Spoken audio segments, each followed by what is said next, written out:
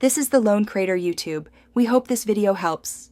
You begin by confirming prerequisites: your Sukanya Samriddhi account number, Aadhaar-linked mobile, and the post office passbook. Once done, open the official post office online portal or the India Post Payments app and log in with your credentials. This prevents delays. Make sure your Aadhaar and PAN are active for eKYC verification. You will navigate to the Savings Scheme Services menu next, so stay on the same device and prepare to enter account identifiers exactly as shown on the passbook. You now perform the detailed linking actions. Choose accounts, then link or manage accounts and select Sukanya Samriddhi scheme. Enter the SSY account number precisely. The portal cross-checks with Aadhaar name and DOB, so type exactly.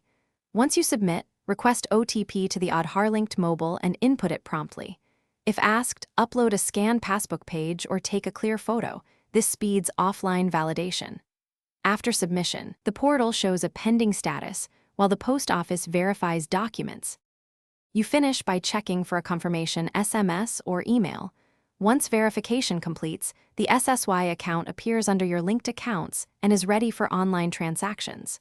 If the request is rejected, check for name, date of birth, or Aadhaar mismatches and resubmit corrected documents or redo eKYC. Small typos cause most rejections. If verification stalls beyond 7 business days, contact your post office branch with the reference number. This single call usually resolves back-end hold. Thanks for watching. Consider subscribing if we helped you.